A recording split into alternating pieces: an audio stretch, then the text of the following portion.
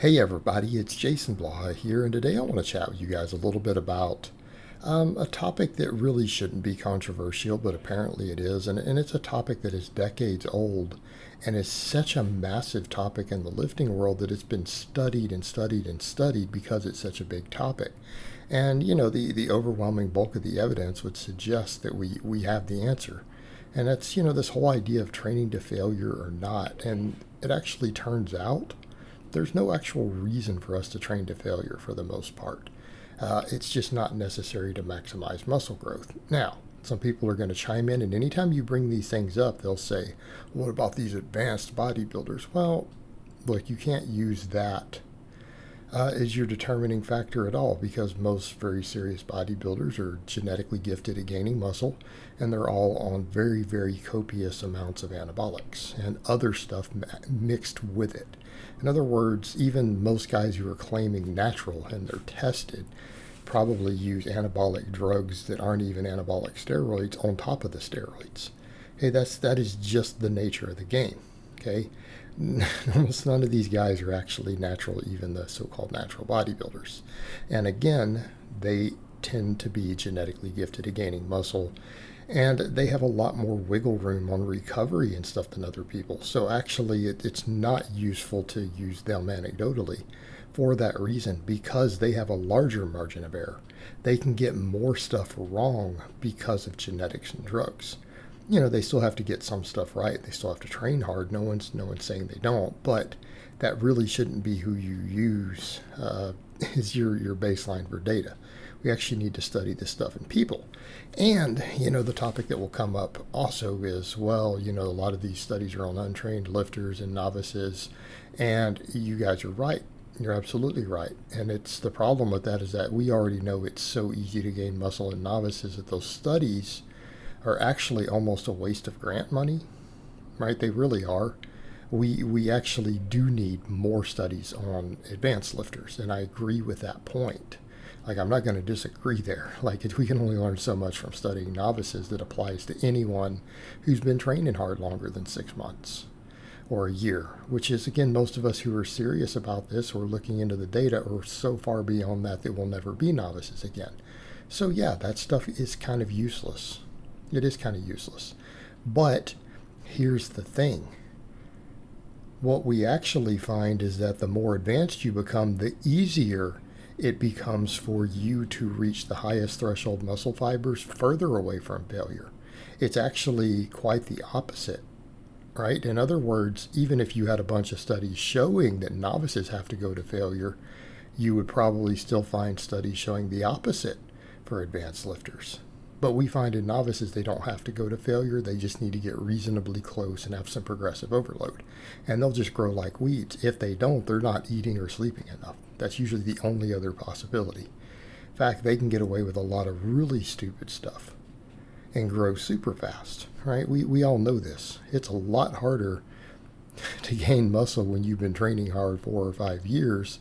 The amount of muscle that you gain in a year might still be less month than a novice can gain on a bad program in a single month. And this is understood. But here's the point. It's actually easier to fatigue those upper threshold motor units as you become more advanced. You have a higher neuromuscular efficiency. So what you're trying to do by reaching failure, you need to reach all the available muscle fibers. Well, advanced lifters can do that pretty far from failure. We can do that and have lots of reps in reserve, okay, because we're actually good at recruiting muscle fibers, particularly on movements that we're experienced at, right? Movements that we've learned the motor patterns on. And that doesn't necessarily mean a squat or a bench press. That can be a smaller movement.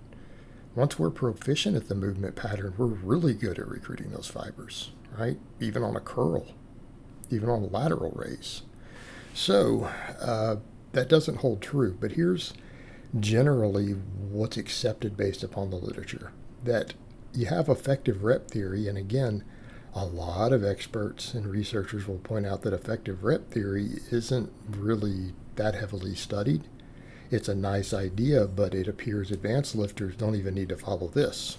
And that's a caveat that's been made by, some experts who are themselves pretty big and pretty strong people. right, who are also researchers, with advanced degrees and stuff in the field. You see plenty of them who will point that out. Yeah, it doesn't seem to be the case. But if you go off effective rep theory, it seems to be that any set that gets within 5 reps of failure will stimulate hypertrophy. Okay?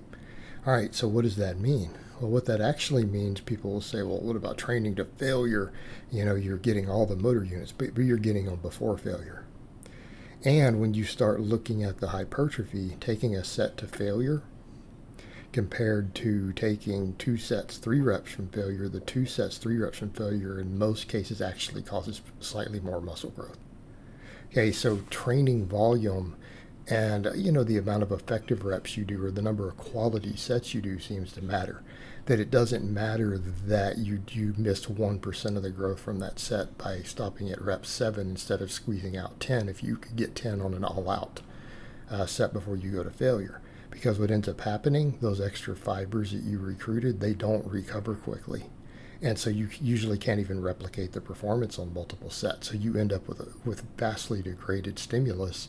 And what you find is that if you stop a couple reps short, 2-3 reps short from failure, you can do more sets, you get more work. And when we study it, the muscle growth is actually a little bit higher. You actually gain more. Because what people forget, it's not about any one individual set. No one set makes or breaks you. There is no set that you do that determines this is all of your growth.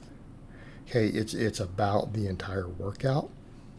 And I'll go so far as to say that it's not even about one workout. It's about your training week, your training block, your training month.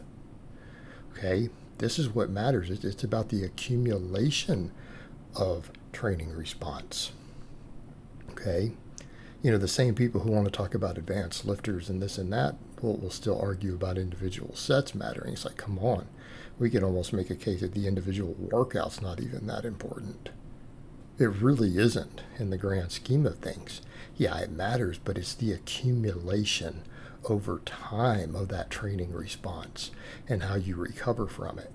And the data just simply doesn't support that we need to train to failure. And if anything, too much training to failure does what? It just beats you up. It beats up recovery.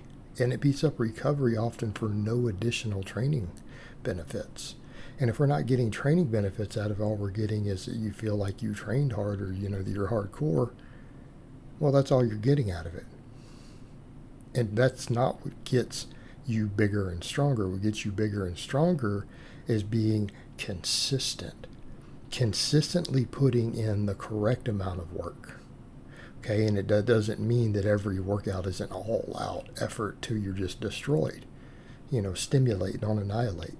It's about, can you consistently put in the correct amount of work with quality sets towards whatever your goal is, whether you're chasing a 1-rep max, or a bigger pectoral, the idea is still the same. Are you putting in the correct amount of work, of decently hard work, consistently, week after week, month after month, year after year? Because gaining muscle is a very, very long-term thing. Okay, so quit thinking in terms of these absolute sets, because again, it's a outdated hypothesis. It's been heavily debunked, and it's not based on reality. All right, guys, but that's really all I have to say on that today. I hope it's been informative, and I'll talk to you guys next time.